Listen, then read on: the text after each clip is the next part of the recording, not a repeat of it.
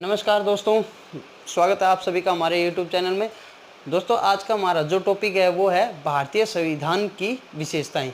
अभी हमारा Indian politics चल रहा है और उसके अंदर हम धीरे धीरे सभी चैप्टर्स पढ़ रहे हैं। जैसे कि हमने संविधान सभा पढ़ा, संविधान सभा के संविधान के जो भाग हैं वो पढ़े, संविधान के स्रोत कहाँ से लिए गए वो पढ़े।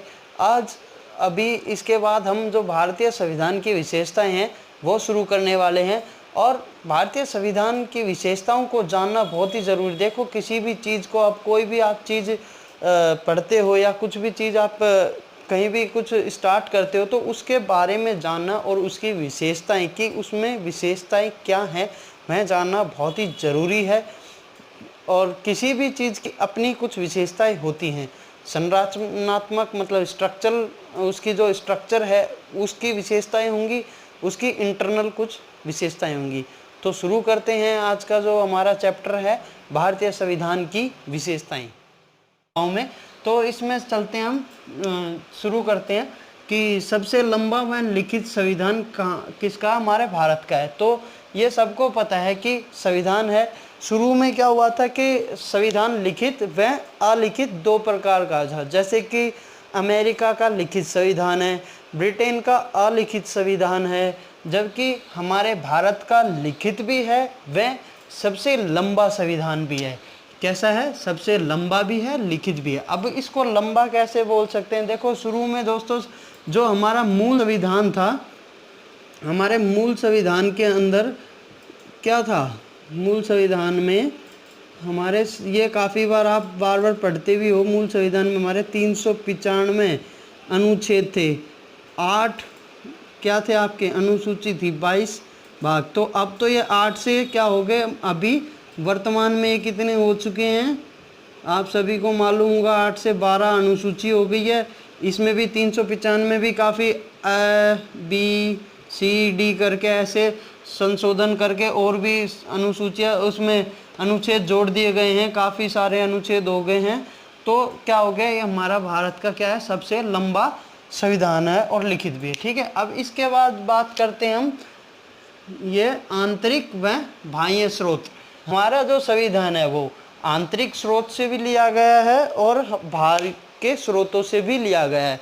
आंतरिक स्रोत कौन सा है? हमारा जो भारतीय शासन का जो अधिनियम था, 1935 का जो अधिनियम था भारतीय सरकार का, उससे मैक्सिमम जो हमारे संविधान के अंदर मैक्सिमम भाग और मैक्सिमम जितने भी हमारा जो पार्ट है वो यहीं से लिया गया है। 1935 का जो हमारा अधिनियम था वहाँ से लिया गया है। ठीक है, अब इसी में आगे हम बात करते हैं कि बाह्य स्रोत। बाह्य स्रोत से कैसे क्या होता है, जैसे हमने पहले वीडियो में डिस्कस भी किया था संविधान के स्रोत के अंदर कि हमारे संविधान के स्रोत कहाँ कहाँ से, 1935 से लिए गए भारतीय संविधान के अधिनियम 1935, और रूस से लिए गए, अमेरिका से लिए गए, आयरलैंड से लिए गए, ऐसे सब अलग अलग देशों और ब्रिटेन से लिए गए।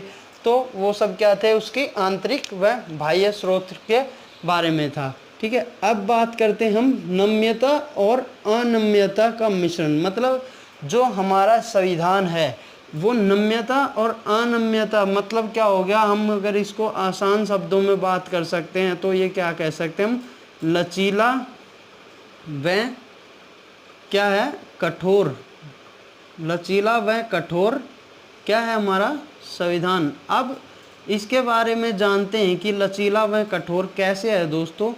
तो हम ये जान सकते हैं, लचीले का मतलब क्या हो गया, जब हम हमारे संविधान के प्रारूप और संविधान के किसी भी प्रावधान को इजी चेंज कर सकते हैं तो वो क्या हो सकता है, लचीला हो जाएगा, नम्यता हो जाएगा। जबकि उसी संविधान के प्रावधानों को चेंज करने के लिए काफ़ी रेस्ट्रिक्शंस हो या फिर काफ़ी मतलब बड़ी बहुत मुश्किलों से उसको चेंज किया जाए तो वो क्या होगा, कठोर संविधान में होगा। और हमारा जो संविधान है वो दोनों ही प्रकार का है, लचीला भी है, कठोर भी है। अब इसको समझ कैसे सकते हैं कि जो हमारा संसद में है, संसद के अंदर क्या करते हैं, 2/3 भाग जो होता है उसकी अगर बहुमत मिल जाए तो वो कुछ भी क्या है, प्रावधान को क्या कर देते हैं, चेंज कर सकते हैं, संशोधन कर देते हैं। मगर अगर इसी में हम देखते हैं, जब कठोर की बात करते हैं तो इसको 2/3 का बहुमत के साथ तो वो चेंज कर सकते हैं, मगर साथ साथ राज्य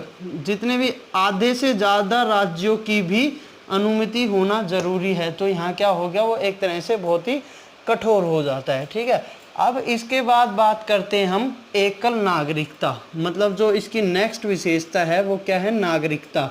अब हमारे देश में, भारत में किस तरह की नागरिकता है? भारत के अंदर एकल नागरिकता है दोस्तों।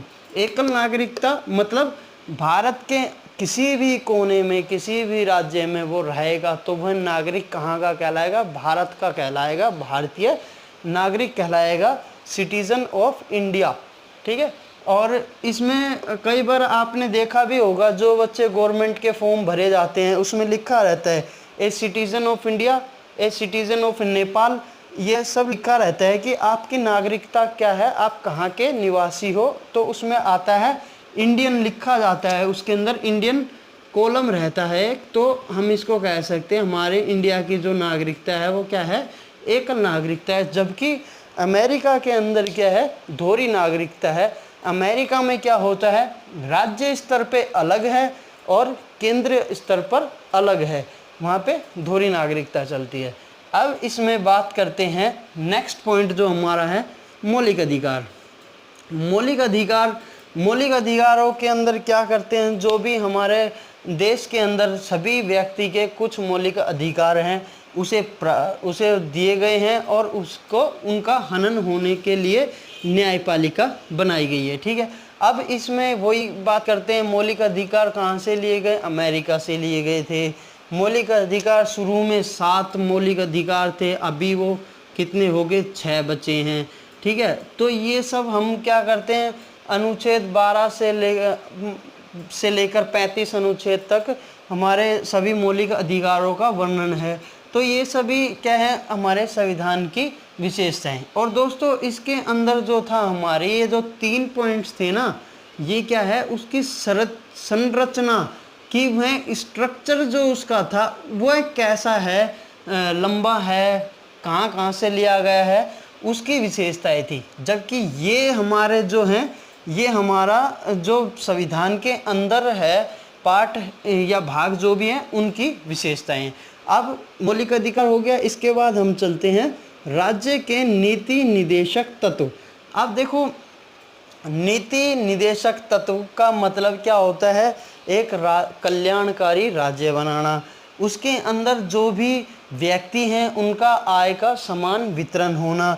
और इसको हमने जब संविधान के स्रोत पढ़ा था उसके अंदर हमने ये पढ़ा था, जो नीति निदेशक तत्व है वो कहाँ से लिए गए हैं, आयरलैंड से लिए गए हैं।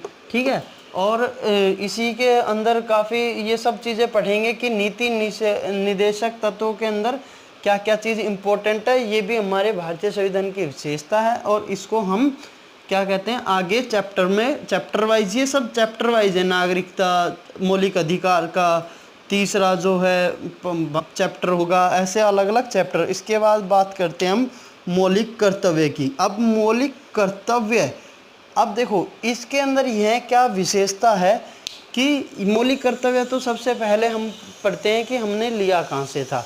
ठीक है, मौलिक कर्तव्य यह हमारे मूल संविधान में नहीं था, इसको बाद में जोड़ा गया है हमारे संविधान में। और जो मौलिक कर्तव्य है ये हमारा रूस से लिया गया है। हमने भाग में जब संविधान के भाग पढ़े थे उसमें पढ़ा था रूट कर, कि रूट कर से बना था, रू से रूस बन गया था और कर से कर्तव्य बन गया था। और उस तरह से हमने याद किया था, रूस से मौलिक कर्तव्य लिया गया है। और मौलिक कर्तव्य की भाई एक आदमी की क्या क्या ड्यूटीज़ होनी चाहिए, फंडामेंटल ड्यूटीज़ क्या होनी चाहिए।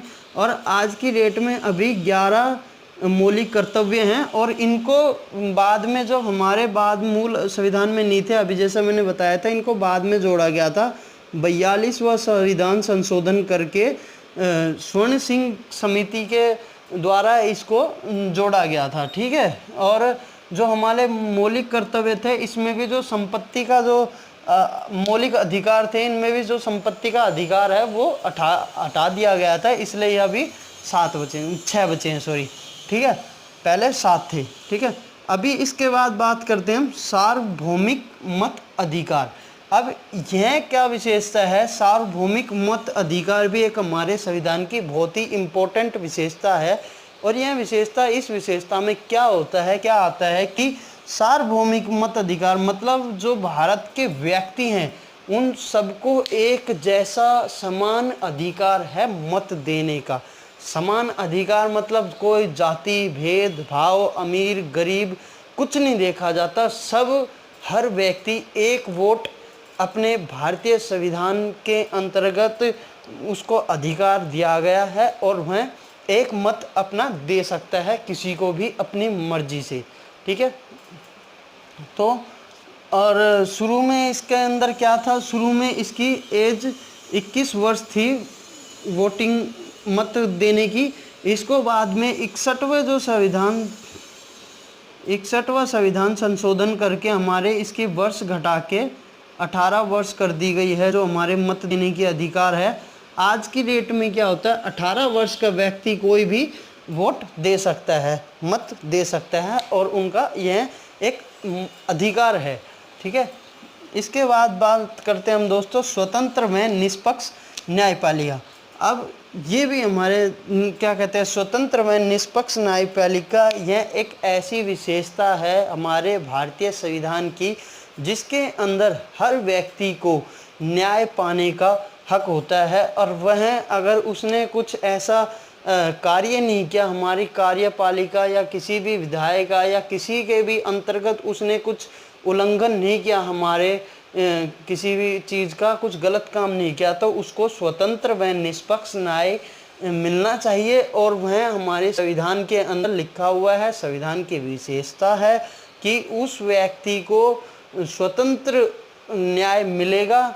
उसके लिए हमारे भारतीय संविधान के अंतर्गत और हमारे भारत के अंदर कोर्ट बने हुए हैं, न्यायालय बने हुए हैं, जिनकी संरचना और जिनका कुछ इस तरह से है कि सबसे उच्च स्तर पे हमारे सुप्रीम कोर्ट्स आते हैं, फिर उसके बाद हमारे हाई कोर्ट्स आते हैं और फिर यहाँ पे हमारे जो राज्य में डिस्ट्रिक्ट कोर्ट्स होते हैं वो है, ठीक है। इस तरह से क्या होता है, अगर कोई भी व्यक्ति कुछ अपराध करता है या कोई हमारे जो न्यायपालिका विधायिका या कार्यपालिका में विघ्न डालता है, उसको वहाँ ले जाते हैं, उसकी जांच की जाती है। ये सब हमारे क्या है, संविधान की विशेषता है।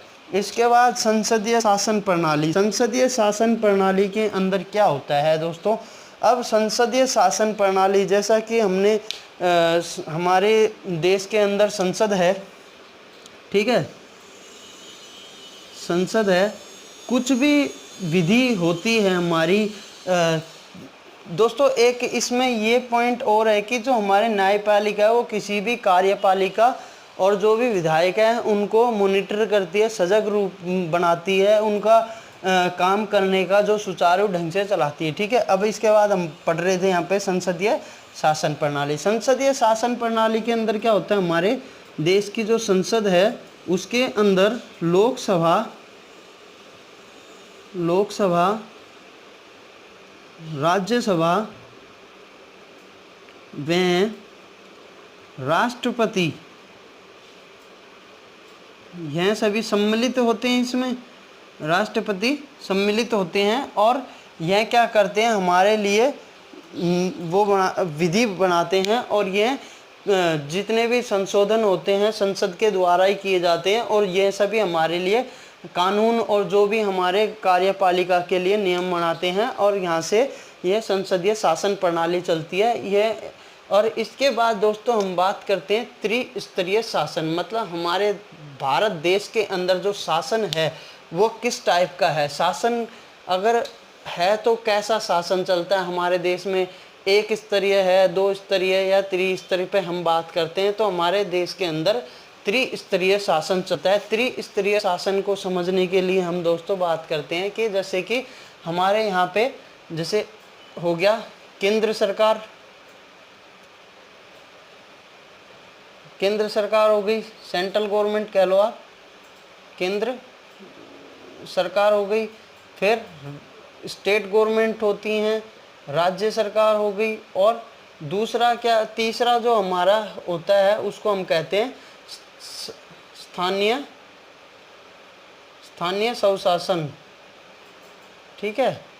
ये इसके अंदर क्या आता है, हमारे सेंट्रल में तो केंद्र सरकार होगी, स्टेट में राज्य सरकार होगी, और स्थानीय स्वशासन में जो हमारी पंचायतें होती हैं, नगर पालिकाएं होती हैं, ये सभी पंचायतों का जो वो होता है स्थानीय, वहाँ के लोकल बॉडीज़ के द्वारा ये करा जाता है। तो इसलिए हम कह सकते हैं कि हमारे देश के अंदर त्रिस्तरीय शासन प्रणाली है। अब लास्ट व फाइनल और सबसे महत्वपूर्ण जो हमारे देश के अंदर सबसे महत्वपूर्ण विशेषता है, तो वो क्या है कि हमारा देश का जो संविधान है, हमारा देश है, वो क्या है, पंथ निरपेक्ष देश है, राज्य है। पंथ निरपेक्ष राज्य का मतलब हो गया, अब कई जगह हम इसको पढ़ते हैं धर्मनिरपेक्ष। धर्मनिरपेक्ष दोस्तों, यह धर्मनिरपेक्ष को सिर्फ बोला जाता है, जबकि लिखित रूप में क्या होता है, वह पंथ निरपेक्ष होता है। और इसमें यह कहा जाता है कि हमारा देश किसी एक धर्म को लेकर या एक धर्म के लिए नहीं है। हमारा देश में सभी धर्म समान है, सभी धर्मों को समान रूप से प्रकट किया जा सकता है, उनको मान सकते हैं। सभी धर्म एक जैसे हैं, कोई भी एक पर्टिकुलर धर्म के लिए या पर्टिकुलर धर्म की यहाँ पे के लिए राज्य नहीं है, हमारा देश नहीं है, तो उसको क्या कह सकते हैं, धर्मनिरपेक्ष राज्य। अब दोस्तों ये थी हमारे भारतीय संविधान की प्रमुख विशेषताएं थी। अब इन्हीं को आगे हम क्या करेंगे, चैप्टर वाइज पढ़ेंगे।